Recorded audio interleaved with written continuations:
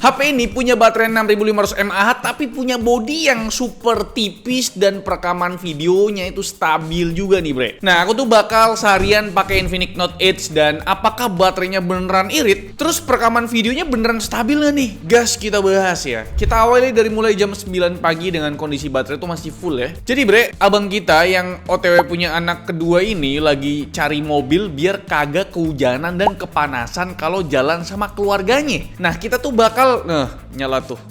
Nah kita tuh bakal menemani berbulu mobil impian sekalian tes Infinix Note 8 ini. Selagi nunggu abang kita kesini, kita sarapan dulu ya sambil scroll tipis-tipis sampai sekitar jam 11. Baterainya tuh sekarang tersisa 84%. Langsung dah kita tancap gas dari Tambun Bekasi ke Sawangan Depok pakai Wuling REV standar yang warna kuning yang jadi mobil tempur kita. Ya kira-kira sekitar 1 jam dikit lah ya kan. BTW ini kenapa jalan tolnya tuh lubangnya tuh makin parah nih ya. Kayak diinjek Godzilla gitu. Pantas aja Bang Chandra Sadapin Tekno tuh marah-marah. Kemarin Ciblunya tuh ngehantem lubang gede banget gitu. Aduh, memang pemerintah kita nggak ada yang bener ya. Jalannya juga nggak bener tuh. Kebun sawit aja yang dibenerin ya. Karena kita jalan di hari Sabtu, lalu lintasnya tuh agak langgeng dan cuma butuh waktu 1 jam buat sampai Sawangan Depok. Ini kalau weekday bre, itu bisa jadi 2 jam baru nyampe kita tuh. Tahu sendiri kan ya, tol Jakarta Cikampek sama tol Lingkar Luar tuh isinya transformer semua gitu, alias truk-truk gede. BTW bre, baterai Infinix Note 8-nya ini tersisa 70%. Karena tadi dipakai buat Google Maps kalian yang nyetel YouTube musik. 1 jam berkurang 14%, tuh lumayan boros atau normal ya? Coba dah komen di bawah bre. Jadi kita tuh di sini bakal ngecek unit PU Geot 307 SW tahun 2004. Ini unitnya kita foto-foto dulu ya, pakai Infinix Note 8 yang kamera utamanya 50 megapiksel dan punya kamera selfie-nya 13 megapiksel. Ternyata usut punya usut, kita tuh udah keduluan orang bre. Jadi ceritanya ada 1 mobil tapi 2 iklan. Satu diposting pemilik dan yang kedua tuh diposting bengkel tempat mobil ini biasa diservis. Ya bukan rezeki kita ternyata ya. Oke, singkat cerita kita alihkan ke target kedua yang unitnya ada di Meruya, Jakarta Barat. Langsung dah ya kita meluncur. Tapi karena ada human error, kita sempet nyasar. Ini nih fungsinya otaknya. Walau udah dibantu Google Maps, tapi kalau sok ngide, ya nggak ngikutin arahan Google Maps, ujung-ujungnya ya bakal nyasar bre. Tapi banyak juga kan kasus orang yang disasarin Google Maps. Kalau nyasar pakai motor sih ya gampang aja ya, tinggal puter balik. Nah kalau nyasar pakai mobil pak, itu repot sekali gitu. Soalnya terkadang jalan tikus di ibu kota tuh cuma muat 1 mobil doang. Kalau nyasarnya di jalan protokol, itu lebih nyesek karena puter balikannya tuh jauh sekali gitu ya. Ya singkat cerita karena ada drama nyasar tadi, kita baru sampai Meruya tuh jam 2 siang dan baterai Infinix Note 8 ini tersisa 53%. Sejauh ini buat layar AMOLED 120Hz-nya ya kagak ada keluhan ya buat tampilan router di Google Maps. Walau lagi siang terik begini bre, tetap aja bisa diandelin karena memang punya peak brightness yang tinggi ya. Setelah kita tes tuh hampir menyentuh 700 nits. Kembali ke pencarian mobil impian. Buat unit kedua ini secara eksterior abang kita tuh udah cocok banget bre. Ini foto-fotonya sama videonya, ya kalian bisa lihat lah, cakep nggak? Desain HP ini juga nggak kalah cakep bre, ada sentuhan retronya di modul kamera belakang ini. Buat desain framenya tuh bertipe curve ya. Aku pribadi lebih demen yang boxy sebenarnya ya. Curve begini tuh agak licin di tangan karena terlalu tipis gitu loh. Selain bodinya yang tipis di 7,3 mm, Infinix Note 8 ini juga termasuk enteng banget buat sebuah HP dengan baterai 6500 mAh. Cuma sekitar 186 gram aja. Next kita lihat bagian frame dari HP ini. Di frame kanan tuh ternyata ada tombol tambahan selain power button dan volume button. Kalian bisa pakai tombol ini sebagai sekat buat akses kamera ya. Atau mungkin ya diganti-ganti buat LED flash atau buat ya tombol lainnya yang tersedia di softwarenya ini, di OS-nya ini. Turun ke bagian frame bawah, ada grill speaker, port Type-C, lubang mikrofon dan slot SIM card yang bertipe dual nano SIM tanpa opsi micro SD.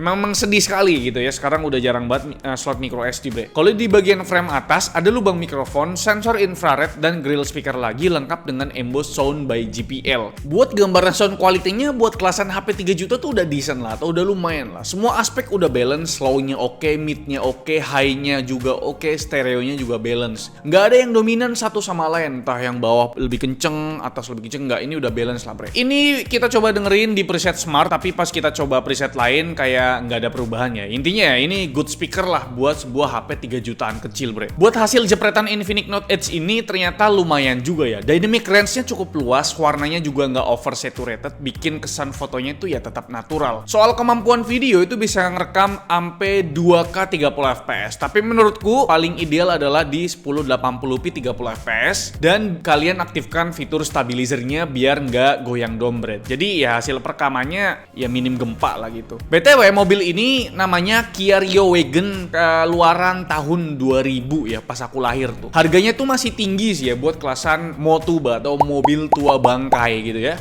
Aku bangkai sih. Tapi tahun 2000 itu termasuknya itu mobil Genji sih.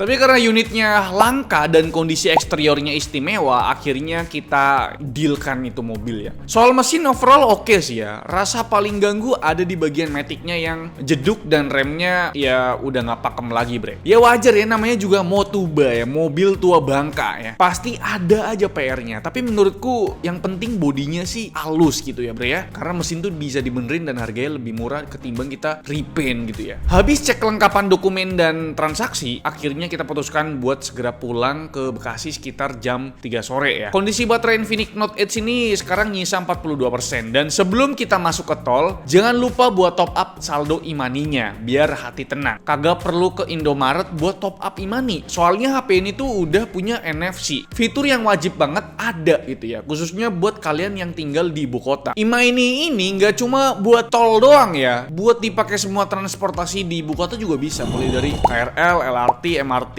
Transjakarta, Jaklingko sampai masuk ke Ragunan juga bisa pakai imani bre. Jadi isinya gampang lewat HP ini bisa karena ada NFC-nya. Setelah membelah tol dalam kota yang walaupun weekend tetap macet ya, kita baru sampai rumah tuh jam 5 sore dengan kondisi baterai HP sekitar 22%. Terus aku lanjut sambil nambal-nambal kebocoran di rumah ya, karena memang satu minggu terakhir ini hujan deras sekali sambil mendengarkan podcast kesenjangan sosialnya Tretan Muslim ya. Ini seru sekali ya di episodenya Oza Rangkuti ya, jadi bintang tamu itu lucu banget bre. Oza kalau habis mabok nyari cewek lah, Kang Didi habisnya mabok malah maling aja masih.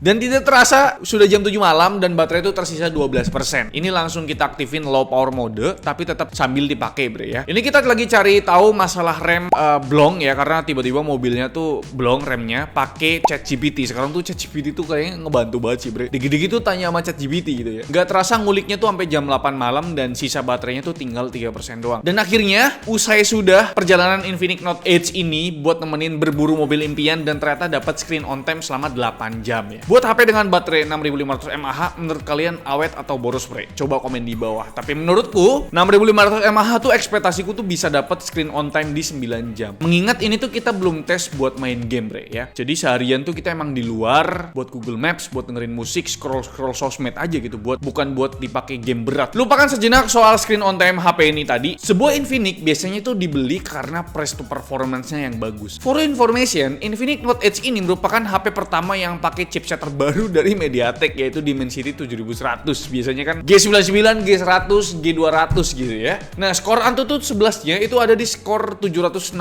ribuan. Sedangkan skor multicore-nya itu berdasarkan Geekbench dapat di 2700-an poin, yang ternyata cuma sedikit lebih kencang dari Snapdragon 6 Gen 1, Dimensity 750 dan juga UniSoC T7300 bre. Kalau buat performa produktivitasnya kita coba tes buat editing video di KineMaster. Compatibility-nya tuh ternyata cuma sebatas 720p aja. Jadi wajar kalau render time video durasi 1 menit itu cuma butuh 20 detik pas ya, karena memang cuma 720p. Buat main game gimana nih bang? Kita ada 2 sampel game aja ya. Pertama ada game HOK yang kita tes di X-Boost Performance Mode. Main di resolusi standar, FPS Ultra, grafik modenya quality. Hasilnya tuh rata-ratanya ya sekitar 73 FPS lah, dengan konsumsi baterai berkurang 10% bre buat 30 menit permainan. Ya lumayan boros juga ya. Suhunya sendiri kalau berdasarkan tangkapan kamera thermal ada di kisaran 44 derajat Celcius ya buat kedua sisinya. Ya lumayan hangat sih ya. Game